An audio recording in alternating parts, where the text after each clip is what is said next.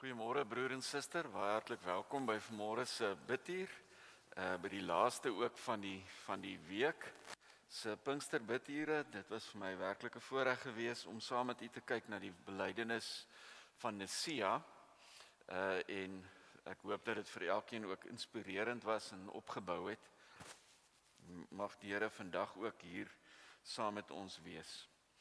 Kom ons bid saam en dan vra ons dat hy ons sal seën as ons ook uit die Bybel uit lees.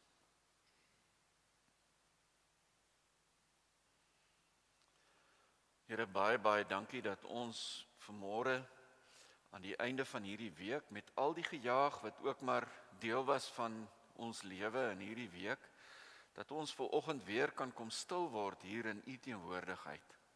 En dat ons mag vra en weer in verwagting kan wees dat u hier saam met ons sal wees.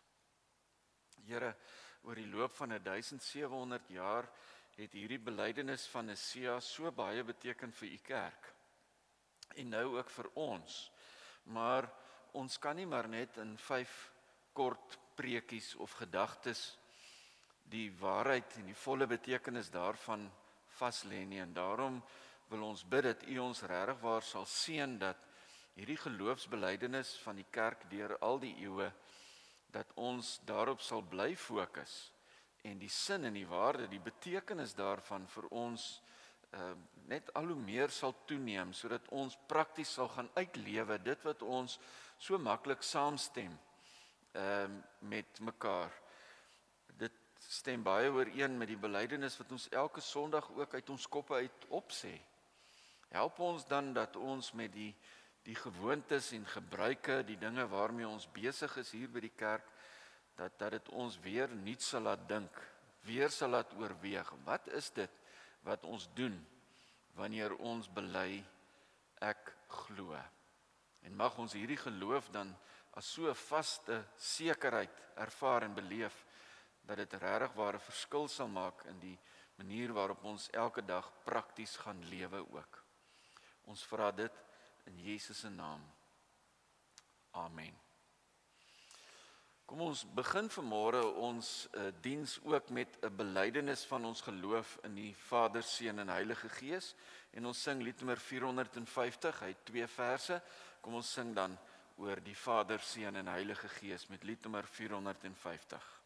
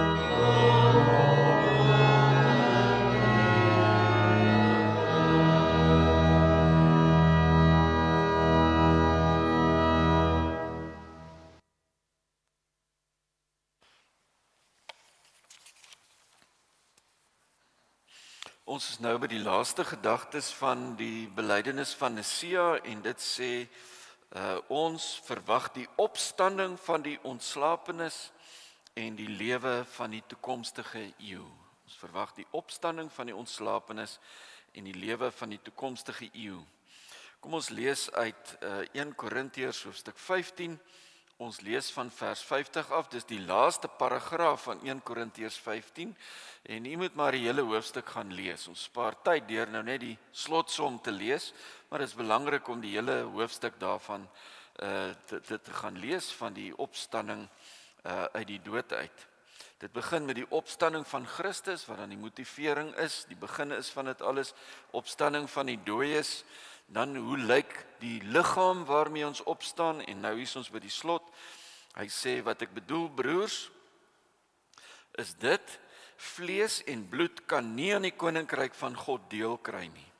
Die verganklike kan nie aan die onverganklike deel kry nie. Kyk, ek maak 'n geheim aan julle bekend. Ons sal nie almal sterwe nie, maar ons sal almal verander word.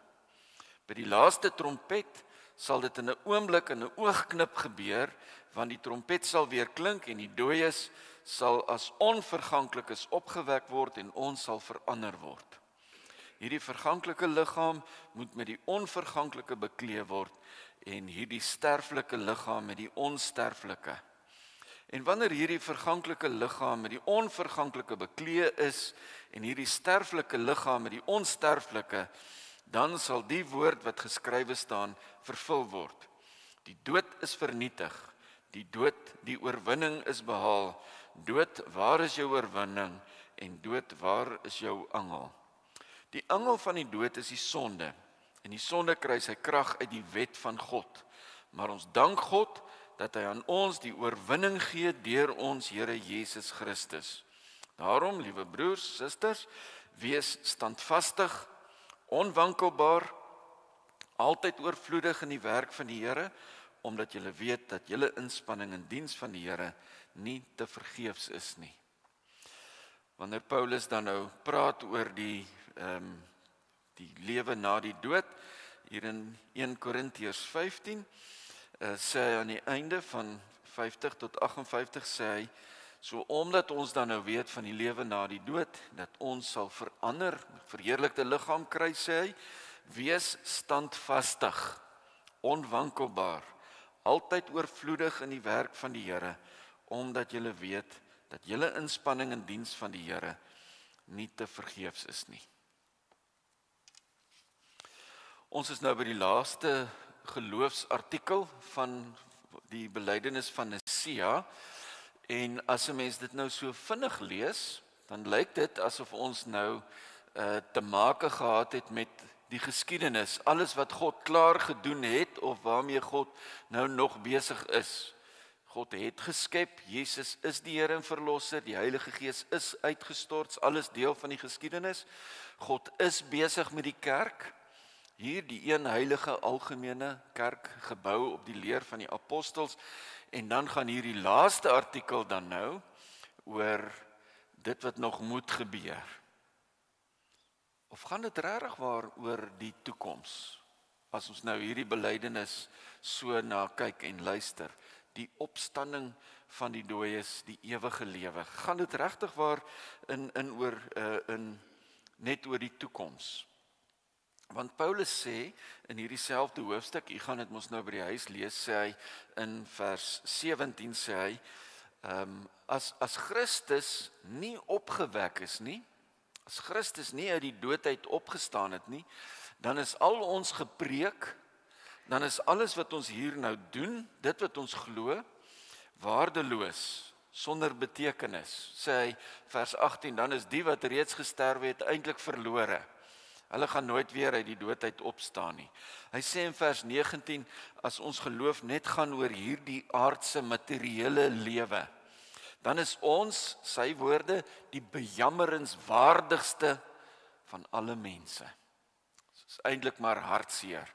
As ons glo dat daar niks in die toekoms gaan gebeur nie, is vandag vir ons eintlik 'n mors van tyd, 'n mors van krag en energie. So dit is so dat die opstanding uit die dood uit eendag gaan gebeur.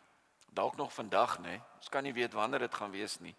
Maar, en dis nou skyfie 1, alhoewel dit eendag gaan gebeur, is ons vandag al daarvan seker. So ons praat hier oor iets wat ons nie weet wanneer dit gaan gebeur nie. Maar dit het 'n invloed op vandag. Dit raak my lewe vandag alreeds. Paulus sê, as jy nie dink dat daar so iets gaan gebeur in die toekoms nie, is jy vandag alreeds die bejammerenswaardigste van alle mense. Ons dink dat hierdie heel word en herstel en die wegneem van sonde en so meer iets van eendag is. Maar ons lees nêrens dat die Here God na die sondeval vir die wêreld so kwaad was dat hy eintlik op pad is om dit alles te vernietig en te verwoes nie. Ons is nie die Christene, gelowiges, wat een kan sit en dink, julle kan nou maar beklei oor julle aardse koninkrykies, Donald Trump, Elon Musk, wat ook al, jy nou die gevegte hier rond sien, maar dankie tog, ek is deel van 'n ewige koninkryk, die Here gaan julle almal vernietig. Ek is so bly dat hierdie wêreld, wat so sleg en stikkend is, eendag sal brand en vernietig word. Dit mag nie ons houding wees nie. Ons lees eerder dat die Here op pad is met hierdie wêreld, dat die Here hierdie wêreld waarvan ek deel is wil herstel, wil heel maak, wil nuut maak. En daarmee het hy begin by Jesus, by sy opstanding. En by sy opstanding het die Here gesê, dis nie klaar praat met hierdie wêreld nie. Dis nooit klaar praat met hierdie wêreld nie. Hierdie wêreld kan weer heel word. Hierdie wêreld kan weer word soos wat ek bedoel het dat dit moet wees. En daarom dan, al gaan dit dan oor die opstanding van Jesus en God se uiteindelike plan, lewe ek vandag alreeds nuut en anders. En kan ek vandag alreeds 'n verskil maak? En moet ek vandag alreeds in die verskriklike gebrokenheid van hierdie wêreld die nuut laat aanbreek? Dan moet vandag al iets van Jesus se opstanding, iets van my verwagte opstanding, moet vandag al hier gebeur. As ek nie glo dat Jesus uit die dood uit opgestaan het nie, is daar nie my opstanding nie en is daar vandag niks. Is ek net bejammerenswaardig. Hierdie wete dat God met my op pad is en dat ek daai sekerheid alreeds het, so seker dat ek vandag al kan lewe soos iemand wat uit die dood uit opgestaan het, maak dan nou vir my in die tweede plek dat ek nuut kan lewe en dat ek nou alreeds deel het aan hierdie ewige lewe. Wat mense dink eendag gaan aanbreek, daaraan kan ek vandag alreeds deel. Kyk, wat is die ewige lewe? Ons weet van hierdie ewige lewe, van die poorte van parels, van goue strate, van die boom van die lewe, dat trane afgedroog word, dat daar nie weer siekte, hartseer, pyn, dood, ellende is nie. Maar die ewige lewe is veel meer as net dit. Dit gaan tog oor die herstelde verhouding wat ons dan met God sal hê. Nou het Johannes nie woorde om dit te kan sê. Hoe gaan dit wees? Ons leef hier in hierdie wêreld en ons ken God en ons is vir hom baie lief. Maar hoe sal dit wees as ek dan nou by hom is volmaak in 'n nuwe herstelde verhouding met God? Dan sê hy, maar dit sal wees asof die deure van parels gemaak is, asof die paaie van goud gemaak is. Want so is dit om in God se teenwoordigheid te kan wees. Die verhaal van die Bybel loop van Genesis tot by Openbaring dan nou in 'n vol sirkel. Want in Genesis bly die mense in 'n paradys en hulle wandel met God. En in Openbaring is ons terug in die paradys en wandel ons weer met God. Hierdie ewigheid dan. In Johannes 17 vers 3 sê Jesus as hy bid hy vir sy disippels, dan sê hy, ag Here, dat hulle mag deel in die ewige lewe, en dit is die ewige lewe, dat hulle U ken, die enigste ware God, en Jesus Christus wat deur U gestuur is. Dis die ewige lewe. En daaraan het ons mos al deel. Dis hoekom ons hierdie geloof kan bely. Ek glo in God, ek glo in Jesus. Ek het dus vandag al reeds deel van die ewigheid. Ons lewe nou al 'n ewige lewe. Ja, ek is nog in hierdie tydelike materiële wêreld, maar my lewe kan nou al reeds 'n ewigheidskarakter hê.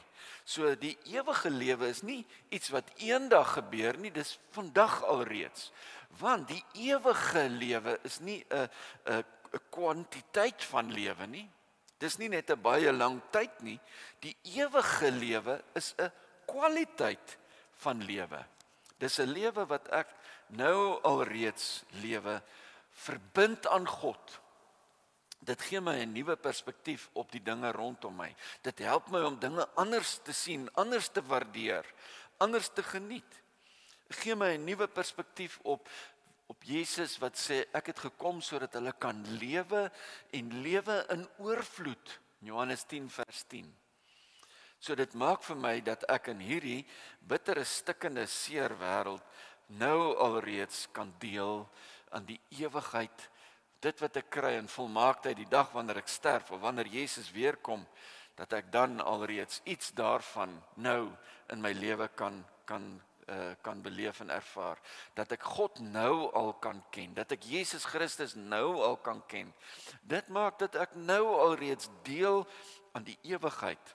En daarom is ek geroep om in hierdie wêreld hierdie nuwe siening, hierdie nuwe belewenis, God hier by my, dat ek hierdie vreugde, hierdie oorvloedigheid, dat ek dit gaan deel met die mense. Want daar's mense wat eensaam is, hartseer is, stikkend is, seer is, stry teen dinge wat in hulle lewe gebeur. En ek wil dit gaan deel met hulle. Daar is hoop. Jy kan vandag alreeds deel aan die ewigheid wanneer jy God leer ken en Jesus leer liefkry. En daarvoor het die Heilige Gees gekom om my te kom help met Jesus se opdrag. Hy het dit gesê, die koninkryk het aangebreek, 'n nuwe lewe, ewige lewe is moontlik vir alle mense, gaan julle dan en gaan vertel hulle dit. Daarvoor het die Heilige Gees gekom. En daarom is die laaste artikel van Nisea nie iets vir die toekoms nie. Hierdie laaste artikel, as ons praat oor die wederkoms van Jesus, die ewigheid en so meer, dit het vandag alreeds vir ons 'n waardevolle betekenis. Ons lewe die derde skyfie vandag al nuut. Ons het 'n nuwe perspektief. Ons kyk alreeds. Die feit dat ons God en Jesus ken en dat ek weet dat Jesus die dood klaar oorwin het en dat ek klaar die ewigheid ontvang het en dat die dood dit nooit van my sal wegneem nie. Dit gee vir my waagmoed om te lewe. Dit gee vir my hoop om te lewe in hierdie gebroke wêreld. En daarom kan Paulus sê in vers 58, soos ons dit gelees het, wees standvastig, onwankelbaar, altyd oorvloedig in die werk van die Here, omdat julle weet dat julle inspanning in diens van die Here nie te vergeefs is nie. Dis nooit te vergeefs as ek my inspann in diens van die Here nie, want dit het ewigheidswaarde. Dit gaan nooit ophou nie. Dit het ewigheidswaarde. Ek lewe nuut. Ek is nou al reeds gereed vir Jesus se koms. Ek is heilig, ek leef rein, ek is afgesonder vir God se gebruik, bruikbaar in sy koninkryk. En ons weet mos waarvoor hy ons wil gebruik. Ek het dit nou net gesê, toe Jesus in die hemel opgevaar het, het hy gesê, gaan vertel vir die mense. Maar ek deins maklik terug as ek sien die seer, die stikken, die plekke waar daar nie hoop is nie, dan wil ek eintlik nie daar betrokke raak nie. En dis waarom die Heilige Gees gekom het. Om my krag te gee, sodat ek in hierdie stikkende wêreld kan deel hê aan die ewigheid. Dat ek God kan leer ken, deur die werk van die Gees, Jesus Christus kan ken, en dat ek nou daarom toegerus is, krag het, om sy getuie te gaan wees. Om hierdie wonderlike, nuwe wêreld van God, wat aangebreek het toe Jezus uit die dood uit opgestaan het, hier en nou, om hierdie nuwe wêreld te gaan deel, met die mense wat leef in hierdie ou, hartseer, stikkende, verlore wêreld. Hy is die krag waarmee ek dit kan doen. Hy is die inspirasie. Hy is die Gees. En hierop moet ons fokus. 'n nuwe lewe. Dat ek nuut lewe, vandag al, nou al, nuut lewe, met die ewigheidswaarde van my lewe, omdat ek in diens van God is in hierdie wêreld. As ons dit nie doen nie, as ons saam ploeter met die wêreld in al sy stikkendheid, As ek nie die nuwe kan bring nie, as ek nie 'n getuie kan wees van dit waarmee God besig is in hierdie wêreld om die wêreld nuut te maak nie. As ek dit nie kan doen nie, dan is die belydenis van Nisea niks anders nie as 'n ou klomp kerkwoorde sonder enige waarde. Amen. Kom ek gee vir u geleentheid vir gebed.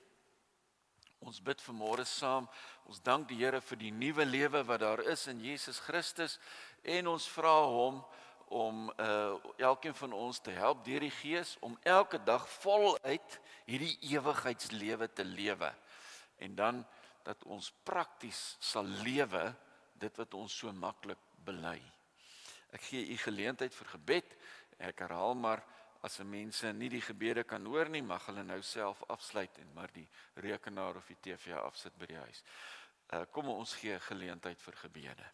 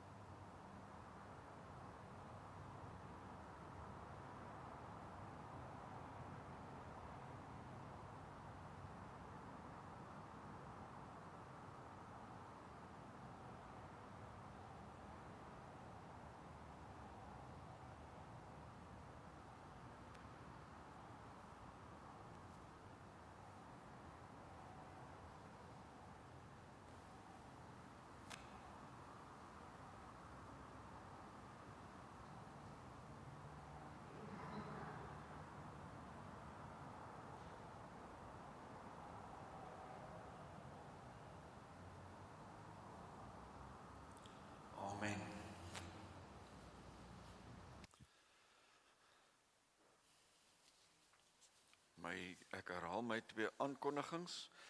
As jy by die deur uitstap, is daar 'n kassie waar jy vir die Bybelgenootskap 'n bydrae kan maak. En baie dankie vir almal wat hierdie week bydraes gemaak het. En dan wil ek ook graag vir u nooi vir koffie en tee. Ek het gesien daar's melktert. Ek is nou nie heeltemal seker nie. Ek weet nie wie daarvoor gesorg het nie. Baie dankie daarvoor. Maar moenie gedwing wees om van die tert te eet nie, maar kom drink asseblief koffie saam. Dit sal vir ons baie lekker wees, om 'n bietjie saam te kuier. Kom ons sing saam ons uitsig op die wederkoms van Jesus, ons toekoms, liednommer 588 vers 1 en 2. Ek kon ook nou maar liednommer 602 aangekondig het, maar ek dink u ken almal ek sien 'n nuwe hemel kom uit jou kop uit. So ons sing nou liednommer 588 vers 1 en 2 en op pad huis toe in jou kar sing jy sommer lekker hartlik self. Ek sien 'n nuwe hemel kom. Goed. Kom ons sing liednommer 588 vers 1 en 2.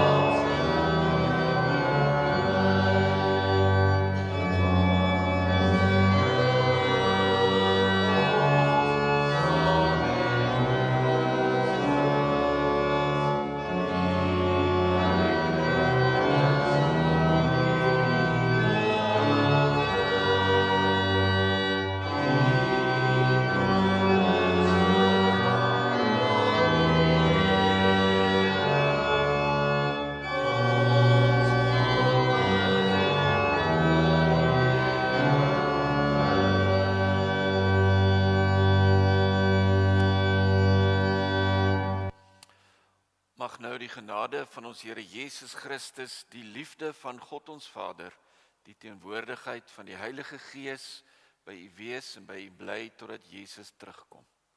Amen.